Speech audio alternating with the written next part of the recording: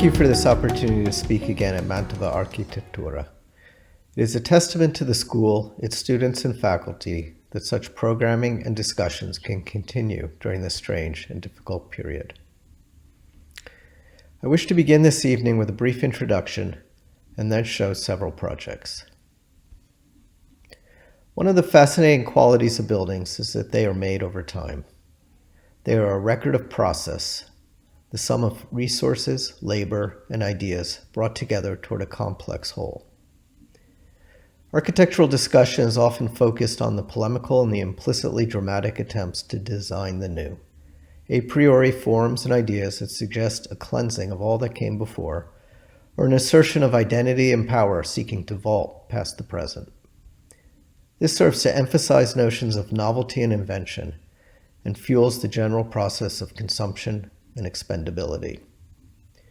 My personal interests and sensibilities are more attuned to the slow and iterative development of architecture, one in which the successes and failures of dealing with people, construction, and place might accrue to become an engaging and enduring building. Vernacular architecture, in its authorless embodied learning, is often an inspiring example of such engaging buildings. My design process is based upon looking, listening, and making. Ideas come from the work itself and lead the process of critical making forward. I have noticed over time that a recurring condition, theme, and an even value in our projects is that of reuse, working with, upon, or within an environment, a landscape, a structure. What is in front of me is the starting point. The materials and issues at hand are those with which I make architecture. Making architecture is a continuous feedback loop of looking, listening, learning, and critiquing. I am inspired by walking around the city and spending time on the sites where we work. I take great interest in looking at art as well as architecture and buildings. The outer world and the inner world converge in one's own work, as in this collage by Saul Lewitt. The prosaic city is the city of daily life. It is the context for our architectural practice. Poetry and beauty is everywhere. One needs only to look and discover. The buildings of the city are mostly unattributed, perhaps less designed than just built. But the good ones have a constructional and proportional elan that makes them wonderful teachers. With that brief introduction, I would like to show you several projects from my practice. One from each of the 5 boroughs of New York City: Manhattan, Queens, Brooklyn, the Bronx, and Staten Island. And then a final project from another magical island nation. We begin in Manhattan. In 2000, I entered a design competition for the headquarters of the American Institute of Architects. The competition brief asked that their new headquarters be a public space, a place to show and discuss architecture with the architectural community and the larger public. The site was a purchased space in Greenwich Village in Lower Manhattan. It is a 20-minute walk from my studio. The space included the ground floor of an industrial loft building. The interior of the ground floor had limited windows on the street. And with the purchase came 2 lower floors below grade. They were dark, damp, and uninhabitable. In this section, you can see the site on all 3 levels. Only the ground floor had access to a limited amount of light and air. For the competition entry, I made a series of physical models and montages to describe the intended spaces. I wanted this project to show the thought of the architect, not the hand of the architect. I was interested in working toward an architecture that seemed inevitable, in a sense as if it was just found as is. I wanted the result to be open, suggesting flexibility and potential, rather than an authored or fixed solution. I saw it in the model photographs I included in the competition boards to show that the potential of the spaces, rather than the final architectural solution, was what was essential. I was thinking then about the work of Gordon Matta Clark, who had lived and worked in the neighborhood. I was intrigued by how he had created an architecture through subtraction and framing. He acted upon structures, he revealed, he made without adding. Again, the section of the 3 floors has found our site.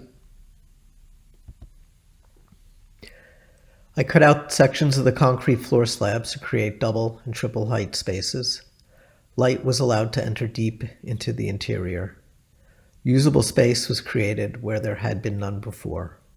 Light became the defining element within which to work. The street facade was removed to create continuity between the city and the Center for Architecture, making this a stridently public space. From the street, it is possible to see all 3 levels of exhibits and activity simultaneously. The exhibits and public programming are revealed to the street and from all spaces within. The spaces interlock with each other and are filled with natural light.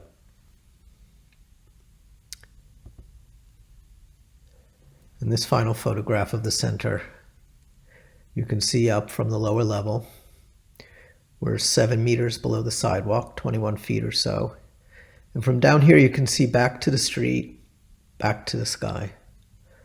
I wanted the Center for Architecture to demonstrate how design can make a place where there once was none, and how light and space alone can become that architecture.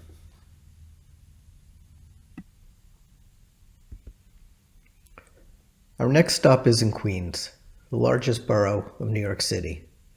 Manhattan is an island, Queens is a continent. I've designed 2 art spaces in this particular part of Queens, which is called Long Island City.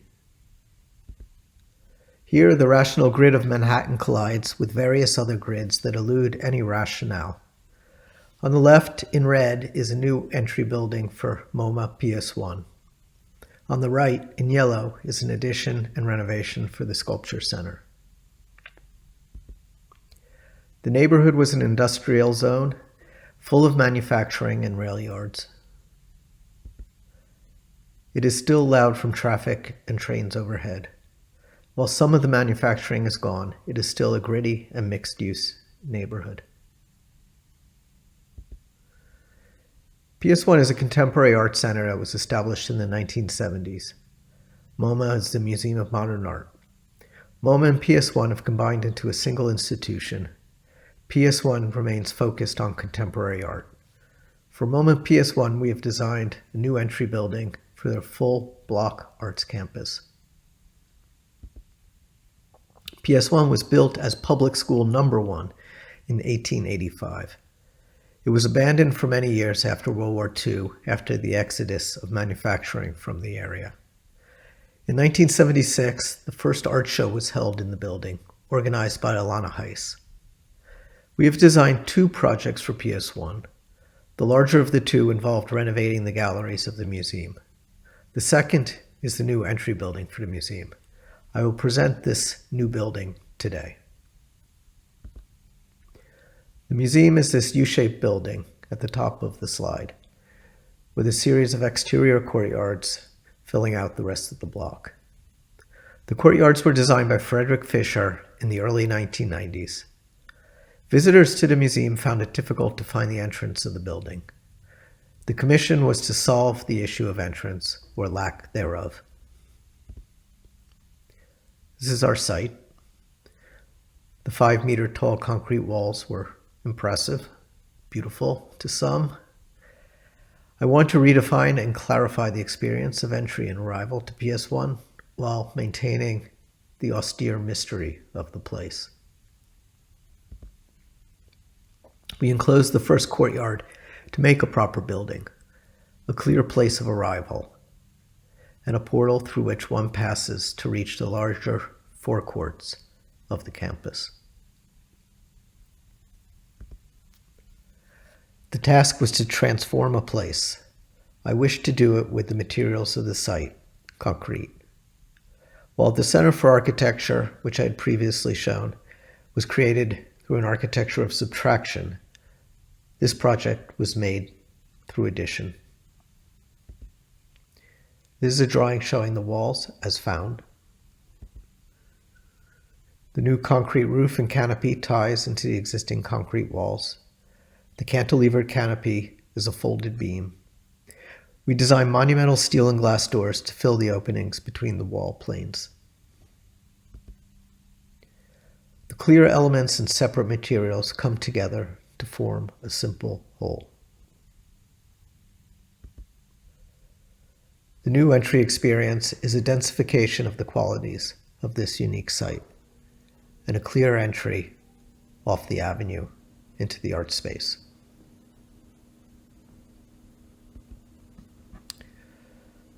This is a photograph of the completed project. It is a new public portal to the institution and beyond.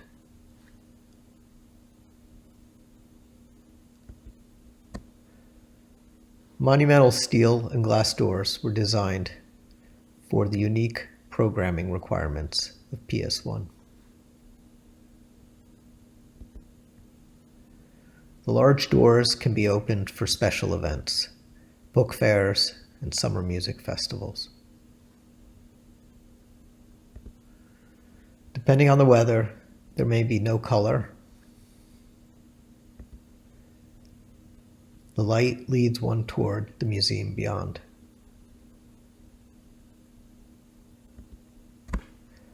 The shifting daylight animates the otherwise austere interior.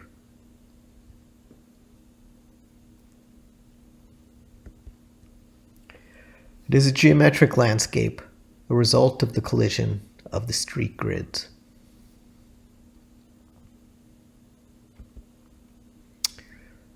This is a detail of one of the large courtyard doors. We sourced glass rods to fit into the form tie holes of the cast concrete walls. The solution to a construction detail. The glass rods transmit the light of the interior through the wall at dusk. Thickness, weight, and density are qualities of this building. The building makes a place and creates a space in front of itself. The building is meant to invite without giving away any of the mysteries within.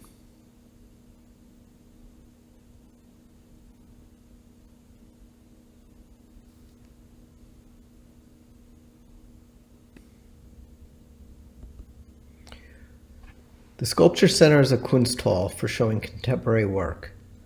It is a 10-minute walk from MoMA PS1.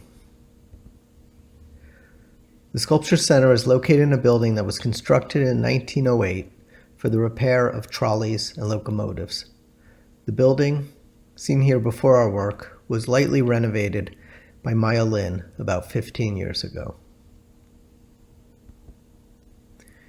Here on the left is the existing plan, a single large space built for the renovation of locomotives. The large space was wonderful for showing of art, but the lack of services and the means of entry compromised the experience and the use of the space. By adding a small building, as you can see on the right-hand plan, we were able to accommodate all the supportive needs of the Sculpture Center and prepare the visitor for the experience with the art. The new building provided entry and contained spaces for arrival, ticketing, vertical circulation, bathrooms, and it extends the gallery spaces. In providing stairs and an elevator, we were able to make the basement level of the building accessible and now additional gallery spaces. This is a section of the original building on the left, and on the right, a section showing our new work adjacent to and stitched into the existing building. The two-story addition combines with the old laterally and vertically.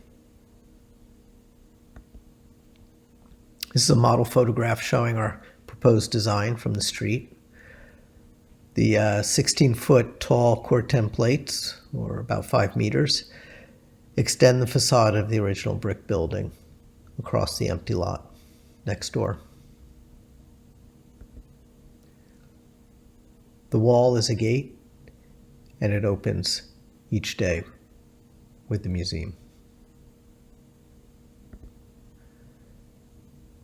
The entry to the museum is through the space between the old and the new.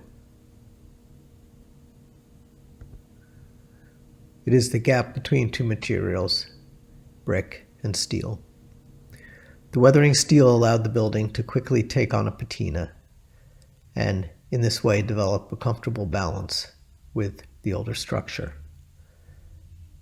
I think it's always important to design with an idea about how a building is going to age and weather, to consider this inevitability and to allow it to happen within a certain degree of intent. Here I want to create a slow process of arriving and revealing of the interiors, and by extension of the experience with the art within. A view from the entry looking across towards the rear sculpture court. And you can see askance to the upper right into the original building. This photo was taken on the seam between the new and the old. The new on the left, the old on the right.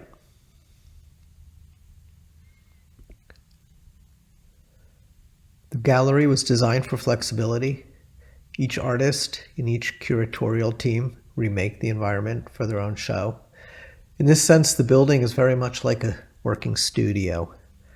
Artists sometimes bring in completed work, but more often than not, artists make work that is site-specific, and therefore the building becomes an active participant in the artwork.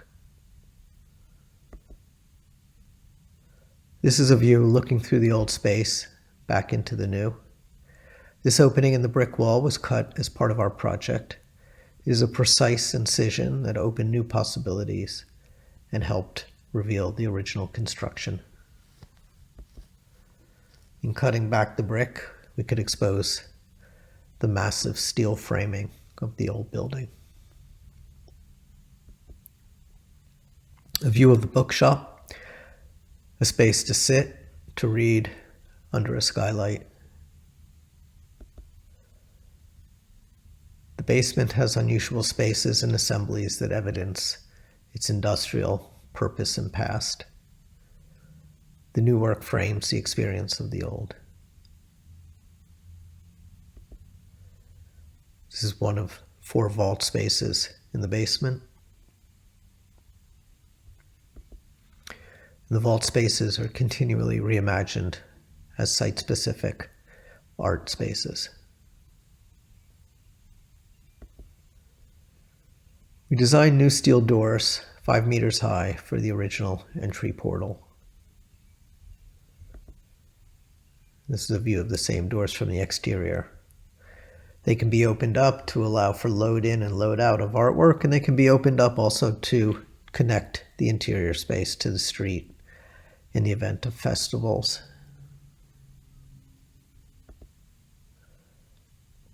And a photograph of the completed project.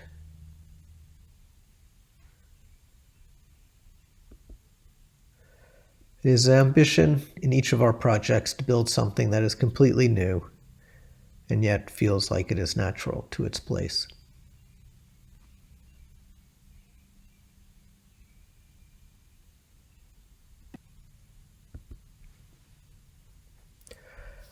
This next project is a studio for the artist Barry X. Ball. Barry is a sculptor. He works primarily in stone. His work begins with a digital scan of figures, either from life or from historical precedents, which are then manipulated and finally carved into stone. He has a very, very complicated workflow with enormous amounts of both technology and handwork.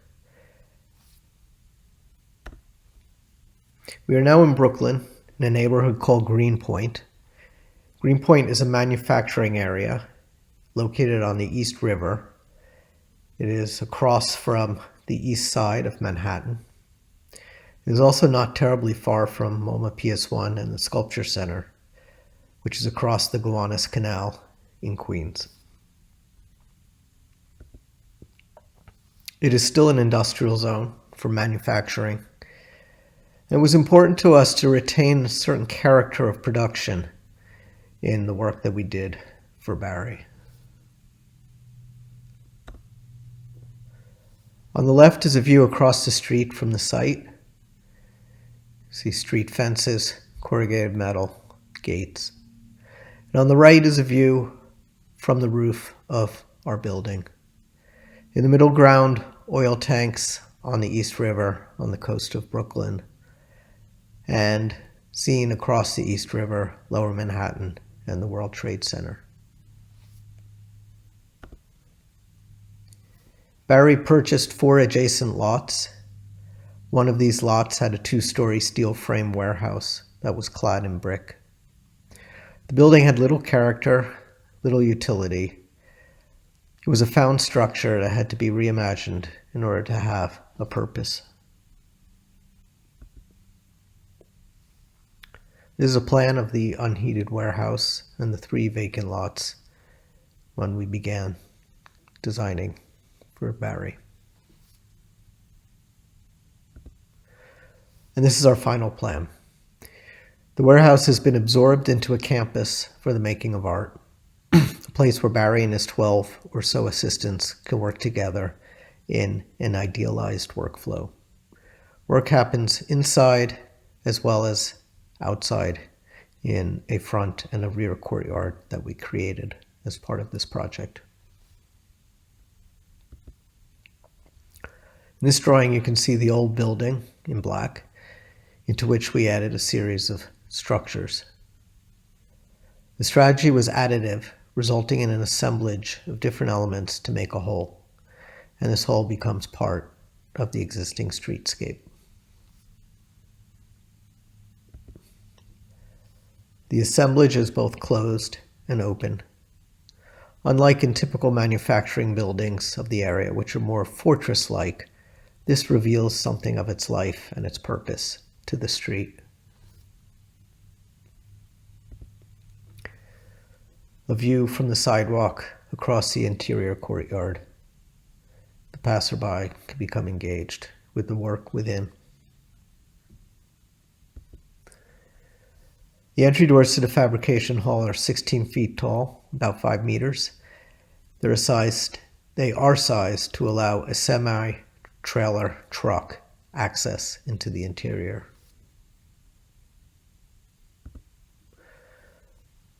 The main workspace is daylit. There is a crane indoors and there's a crane outdoors.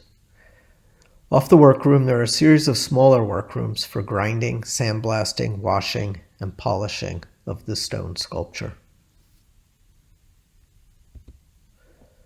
An overall view. The rolling crane can be seen in the center, and beyond that you can see a translucent wall, polycarbonate wall, that allows in a diffused light that fills the workspace. The doors can be fully open to allow for easy movement of materials between interior and exterior, and also in order to make the working environment an indoor-outdoor experience.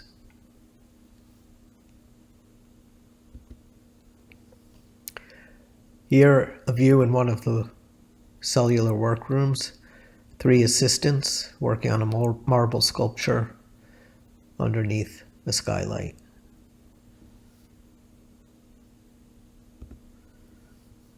And 2 marble busts and a prototype in another of the smaller day-lit workrooms. A view from upstairs from the digital studio looking into the workroom. Much of our concern here was to really spatially create a proper way for a high and a low-tech group of people and machinery to come together in order to make something that really worked for Barry's production. We were also concerned with making a quality work experience, one where the lighting was very idealized for both looking at the work and allowing the artists who work for Barry to not work under conditions of strain. We were considerate of airflow, considerate of temperature modulation, and also, of course, had to put a lot of work into the integrations of the different infrastructures that go into such an industrial place. We worked with the character of the manufacturing neighborhood within the vernacular of utilitarian structures, wishing to create something very much of its place.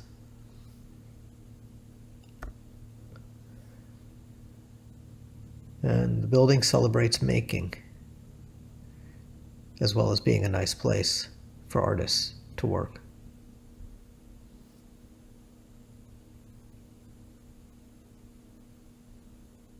This next project is a small neighborhood library for the New York Public Library. It is located in the Bronx, in the neighborhood called Van Cortlandt Park. It is at the north extreme of New York City, literally at the end of the number 1 subway line.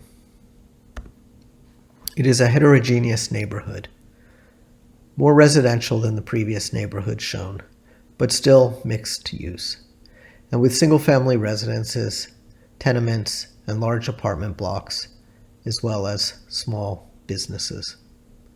The area was once heavily Jewish, immigrants from Northern Europe. Now it is about 70% Spanish-speaking, but also with significant Asian and Muslim communities coming in. Our client, the New York Public Library, purchased this building from a developer who had purchased it in foreclosure. The building was built in 2008 as short-term transitional housing. It was never occupied.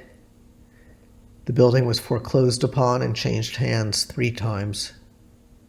It was very poorly built and in a state of disrepair when the library purchased it.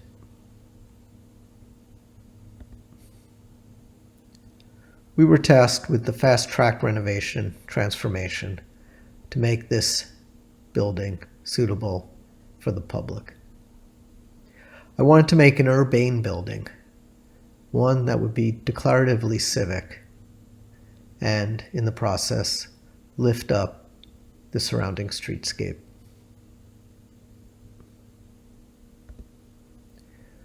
This is a plan of the building as it was, with small efficiency temporary apartments along a double-loaded corridor. There were no social spaces provided within the building. And this is the new ground floor plan of the library.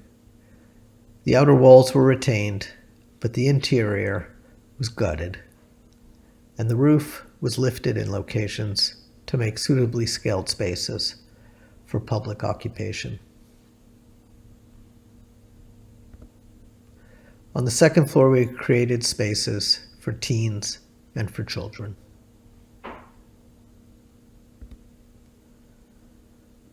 The building sits in an excavated depression with raw rock walls behind it and to its sides.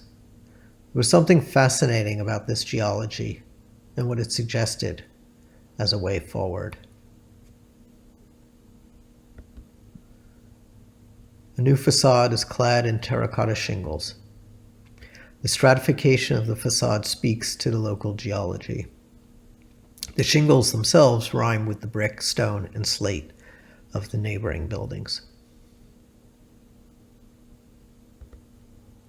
The shingles provide scale, color, and texture.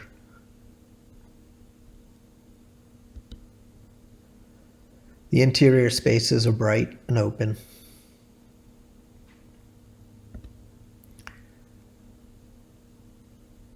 Well-lit bookshelves line the walls. Natural light fills each space.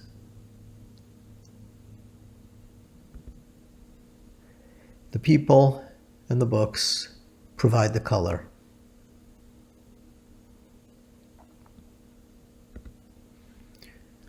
Frame views were created to capture small vignettes of the limited outdoor space.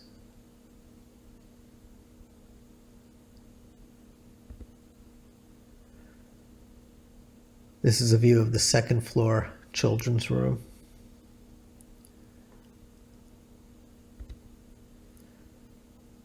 And in the children's room, each window is a bay with seating for two next to the light.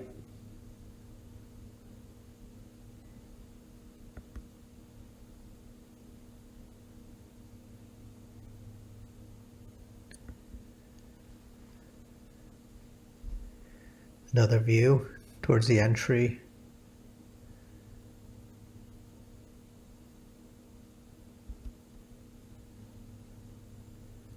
The library during the evening, as seen from the neighborhood. The library reveals itself to the neighborhood, declaring its publicness.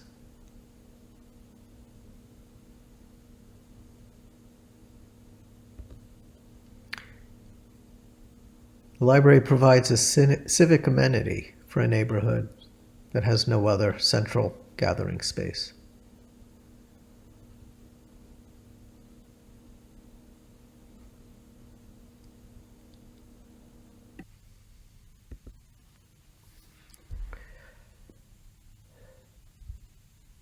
Our next visit is to the borough of Staten Island. New York City has 207 neighborhood libraries. This one is located in the neighborhood of Stapleton. Staten Island is located across New York Harbor, 20 kilometers from downtown Manhattan. There is a ferry that connects the two islands. The neighborhood is on the waterfront of New York Harbor. It once had heavy industry and a large naval facility. The industry and the Navy are gone. Now it is a mixture of small businesses, multifamily houses, and large housing projects. Many of the local homes are in poor condition. The large housing projects in the neighborhood speak of a lack of public largesse. There is widespread poverty and a dearth of opportunity and resources. The library is on a small park. The park is surrounded by little shops. A one-room library was built 112 years ago on the site as part of the Carnegie Grant.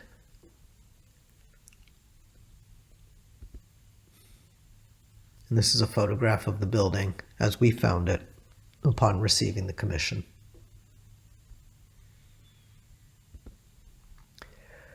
The interior was crowded and without sufficient space for the community's needs.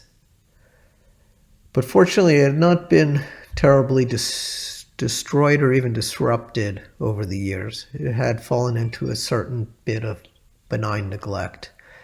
And that was an advantage for us as we considered how to take the building forward.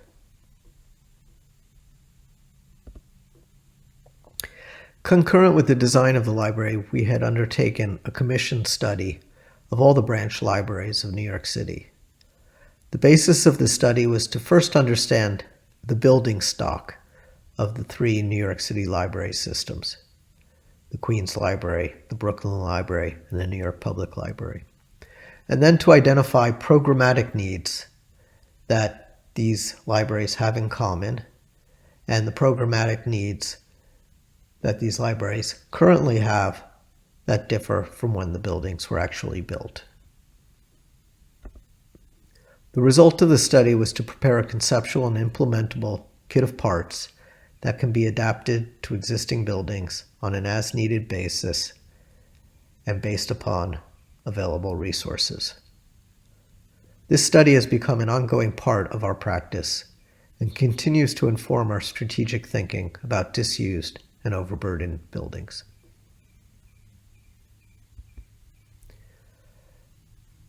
At Stapleton, we were asked to expand the one-room library onto an adjacent lot. This would allow the library to be increased 4 times in size. By the end of the design process, we had managed to simplify the plan to its essence. A core containing a community room and services. Adult and teen areas either side of the core, and the original one-room library given over to the children, which you can see on the right of the plan. A significant part of the challenge of this project was to create an accessible entry and a single-floor experience for both the elderly and the handicapped. As with many of our projects, physical models are instrumental in developing the design. And photographs of the model serve in lieu of renderings.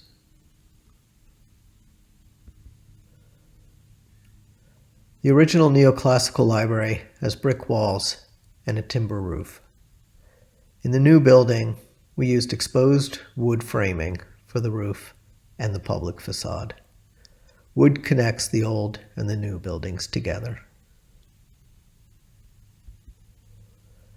The structure is glue-laminated timber, which was fabricated in a shop in upstate New York. This allowed for a more precise construction than what we would have been able to have accomplished through the low-bid contract procurement system of New York City.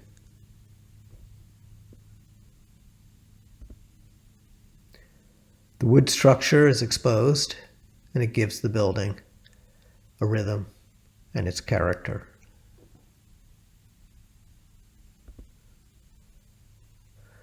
A view of the restored Carnegie Library on the right and our new structure on the left. Together they form a whole. The roof of the building follows the slope of the site. The new building defers to the original building in its scale. The building is transparent, open to the neighborhood. The library is one grand public space under a unifying wood roof. Natural light fills this space.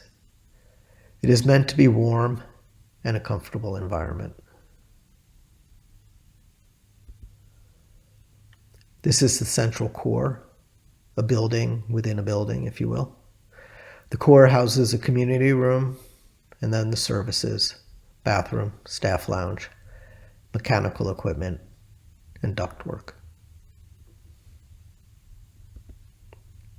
The community room is at the center of the core. It is daylit from above and from the sides. This is used for all manner of activities throughout the day.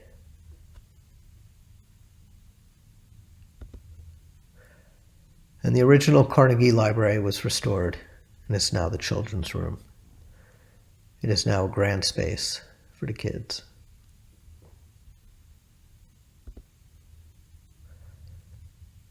The library is a luminous presence in the neighborhood at night.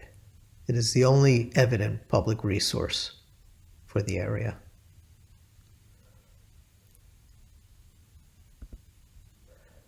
I always hope that our work speaks directly to those who use it.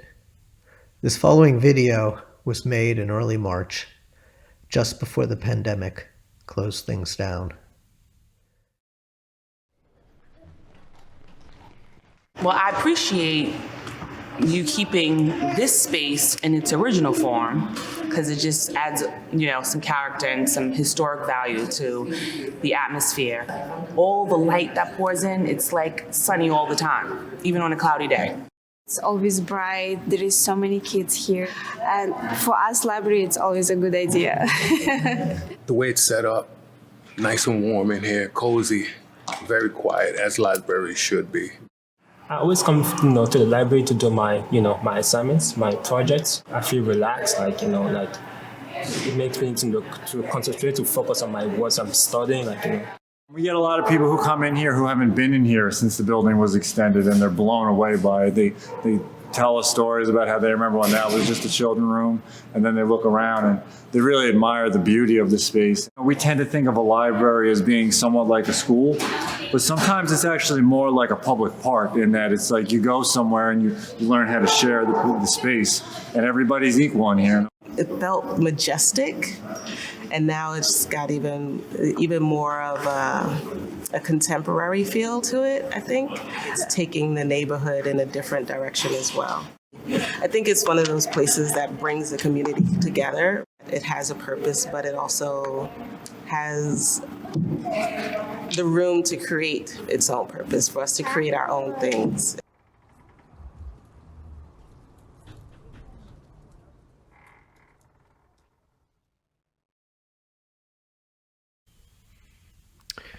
We are going to leap from the grit of New York City to the elegance of Venice to visit one last project. This chapel was designed for the 2018 Venice Biennale. It is one of 10 chapels that were commissioned by the Vatican. The project was curated by Francesco Dalco. It is located on San Giorgio. Isola San Giorgio Maggiore is across from Piazza San Marco. 10 architects from 5 continents were invited to design chapels for the Biennale. The chapels are located in a garden that had gone wild and been closed to the public for 40 years. So, significantly, in addition to the design of the individual buildings, the reclamation of a lost part of Venice for the use of the public was at the core of this proposition. I chose a site at the edge of the trees, overlooking the lagoon. I began with thoughts of creating a place to congregate, a place outside, a place to pause and slowly appreciate the remarkable setting.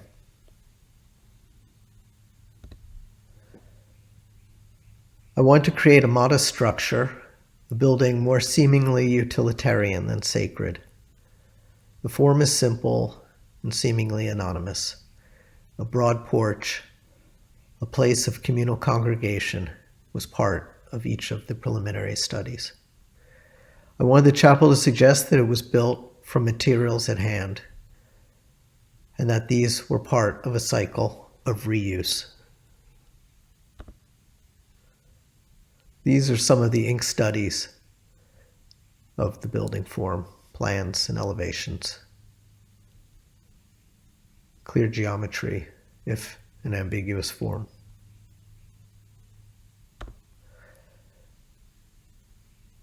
The building was studied further in physical models in which each piece of the structure was included. A view of the roof.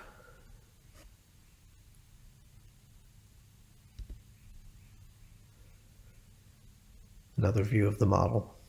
I wanted more than anything to express dignity through a modesty of means.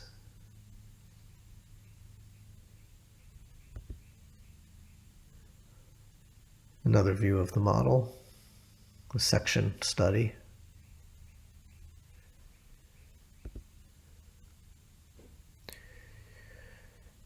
and an axonometric showing the building constructional system. The building is constructed of wood. It is set upon wood pilings that are driven into the ground, as is typical for Venice. The building is covered on the outside in polycarbonate sheets and on the inside in painted plywood. The building is lightweight. It was built, or it was designed with the intention of its being able to be disassembled and relocated in an area of need. Specifically, we had thought that the chapel would be relocated to Abruzzo.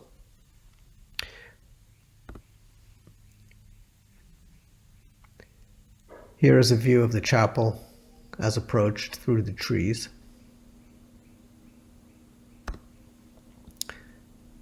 Its scale reads very differently depending on how it's approached and viewed.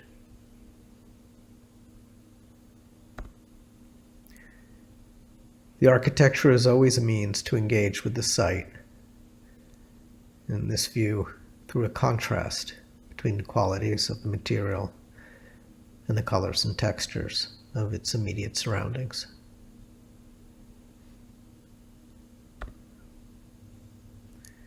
The chapel is located in the trees. The facade is a porch, and the porch makes a public space. The porch has a long wood bench that allows one to sit and face outwards towards the landscape.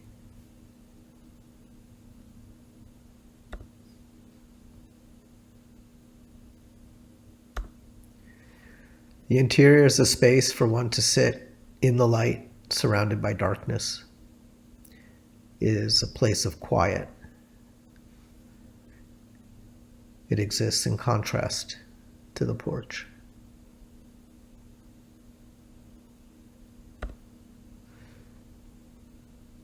The natural light filters through the roof structure. This light source is not visible from within the chapel.